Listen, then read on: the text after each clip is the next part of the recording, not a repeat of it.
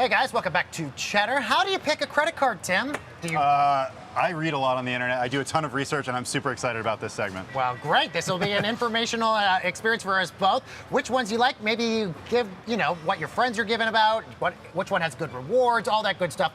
Birch Finance wants to take the guesswork out for you and actually tell you exactly which card you should be getting, and then where you could max out all your rewards points. So joining us is Alex Cohen, the CEO and founder of Birch Finance. Alex, such a pleasure to talk to you. So we're intrigued. How do you actually help us make better decisions about what credit cards to sign up for? There's so many points blogs out there, and I'm a sucker for every single one of them, and now I have 15 credit cards because of that. Yeah, well, thank you guys for having me. The premise is pretty simple. We connect to all your different bank accounts, whether they're from Citi, Bank of America, Chase, it doesn't matter how many you have. Then we look at all the spending you did, categorize everything, look at where you shopped, whether it be Target, Starbucks, etc. Then we have about 150 credit cards in our database. We know all the reward programs in and out. We look at your spending, compare it to those cards, and we're able to make a pure mathematical recommendation. So no recommendations for when they're subjective. It's all based on your exact spending. So in terms of, if you find that someone spends a lot on travel, on dining out, for example, restaurants, maybe you'd recommend a card like Chase Sapphire Reserve, which is, we all know it's like the really popular credit card right now. I've got 3 to 1. Yeah, I do too. 3 to 1 for points on dining and travel. Is that kind of how it works? Yeah, I mean, that's just part of it, right? So if you spend a lot on dining, we'll look at the actual restaurants you shopped at. Maybe there's bonuses on specific restaurants with other cards. The other part of that is the annual fee. So if you're not going to spend enough to get rewards for a $450 annual fee with that card, we'll recommend a different card to you that will net you a positive reward value.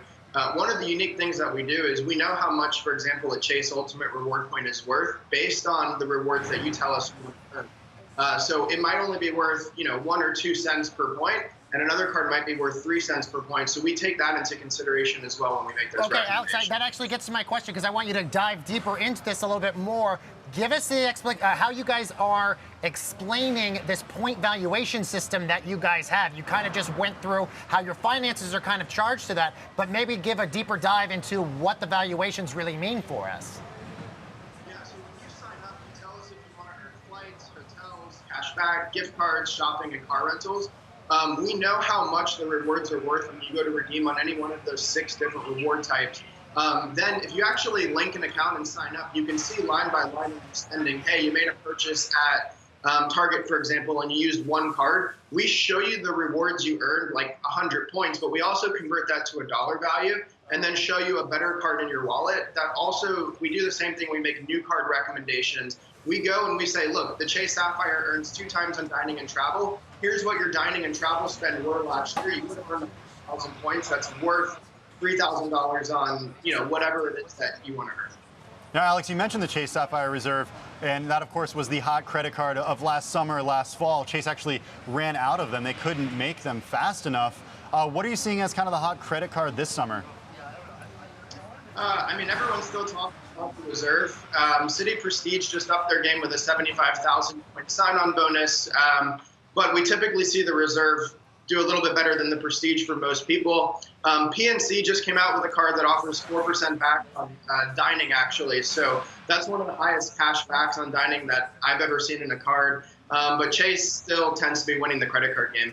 And do you guys make money through affiliate fees the same way that all the points blogs make money? Because that's a really lucrative business. It is, yeah. So that's our core revenue driver. Is when we make recommendations to people, we get paid for them. With us, at least, we recommend any card, whether or not we get paid. We recommend anywhere about 150 cards right now. We'll make recommendations. What's the typical fee that you guys would get based on a referral? I can't share that publicly, unfortunately, but there's enough blogs and forums that talk about it to get a good idea. But that doesn't skew, based upon if Citi or Chase or one of the other ones, is giving you guys a bigger a cut at the deal. That's not going to skew your guys' perspective of getting somebody to sign for that card, right? No, we don't care at all. We don't take that into consideration at all. It's purely whatever card is best for you, whether we get paid or not. What do you guys see as your next steps? I mean, when I think of an app like this, of a service like this, it's kind of like you're a one and done sort of product because you go ahead and recommend a credit card, and then I don't actually need your help anymore. How do you get users back? Yeah, well, look, the average person has 4 credit cards in their wallet, at least here in the U.S.